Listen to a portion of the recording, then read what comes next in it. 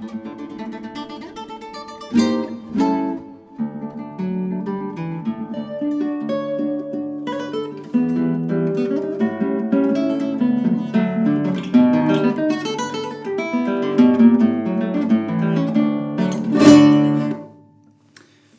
and welcome back. My name's Andrew Keeping, and in this tutorial we're going to be looking at how we combine our left hand and right hand technique into the most productive method of producing perfect smooth chord changes. So come and join me and let's see how I can help.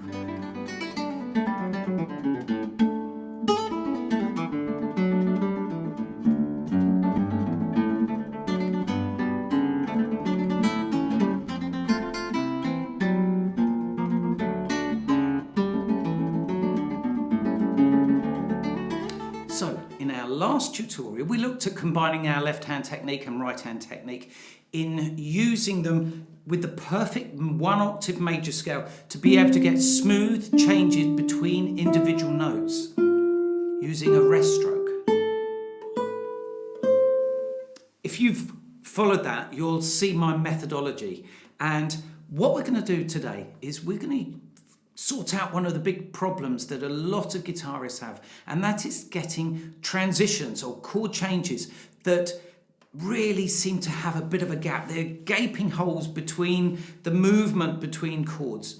So today what we're going to do, we're going to use two simple chord shapes to help us with that. We're going to use a D major chord, and the D major chord uses the first finger on the third string, second fret, third finger on the second string, third fret, and we tuck our second finger on the F sharp, which is on the second fret of the first string, and we play an open fourth string.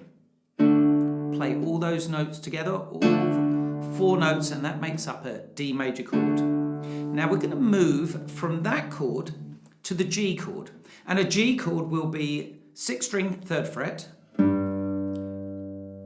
fifth string, second fret with the first finger. We keep our third finger from the previous chord, which is going to be on the third fret of the second string, D, and we tuck our little finger on the G on the first string. And we can roll our chord like that. So we're going from D major to G. We're going to use this as an example in how to find the smoothest transition. Let's have a look. The most important thing is to identify what the problem is. So most people would have the problem moving, and then they go, there's a gap. So we'll have,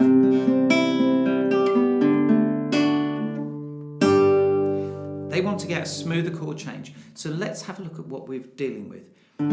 What have we got to do? We've got to bring that second finger from the first string all the way up to the sixth string. So we need to remember that. We need to anticipate that.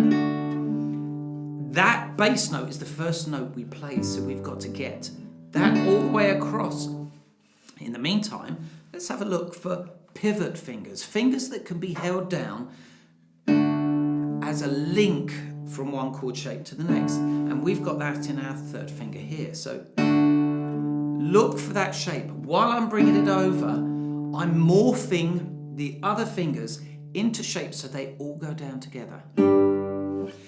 I've often used the analogy that playing the guitar or learning the guitar is much like learning to drive a car. There's absolutely no reason for only focusing on one particular technique at the time. I say that there's no real reason. There is, however, it slows the process down.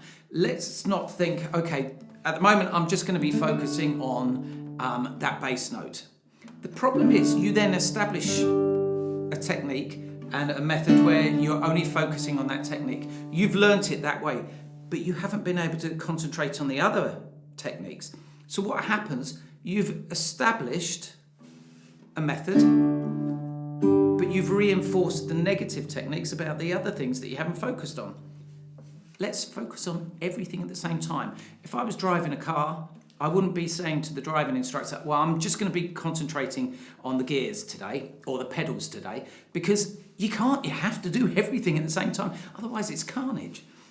So let's have a look.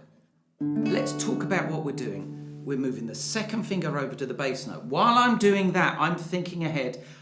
Third finger's pivoting on that note D, but at the same time, I have to have these other fingers hovering above to go down on that chord shape there. But what about our right hand? We have to at the same time think we're bringing the thumb to the 6th string and we're bringing the other fingers in place like that. So now we can go,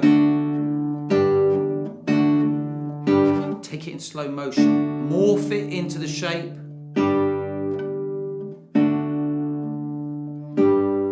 And as I said in the previous tutorial, it's about getting the sound waves to sustain, ring on, right up to that split moment when you stop the note and you move to the next note.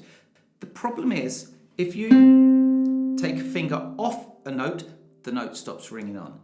If you release the pressure, it does the same. You might not have to take the finger off, but you release the pressure, the note stops. By the same token, if you put a finger down in the right hand, before you play the note, it's going to stop that note ringing on as well. So we want to get everything moving at the same time. Same applies here. Let's have a listen. This is the next technique. Once you've got the morphing shape, and then go and go.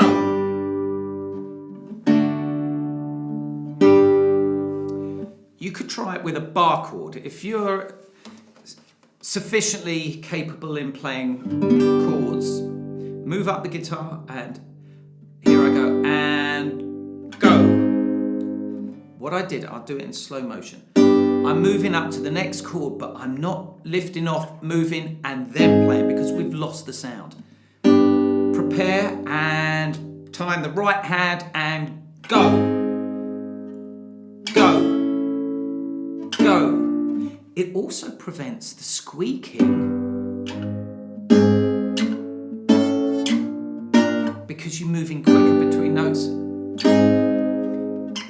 You still get a bit of a squeak. So if I'm playing up and down the guitar, it sounded smooth. It sounded like it was moving. You've got to prepare. You've got to anticipate. Cut out the gap between the note. Look at where you're going and play it the split second. If you can get that in your mind, that that's what you're trying to achieve, you will start implementing that into your practice. So what you want to try and do then is to get the smoothest possible transition between chords by eliminating the gap between the chords. Synchronize the right hand with the left hand. Think about the timing and go. Once you start thinking about that and implementing that into your practice, you will develop a much smoother chord progression and change of chords. Good luck with that, and I look forward to seeing you next time.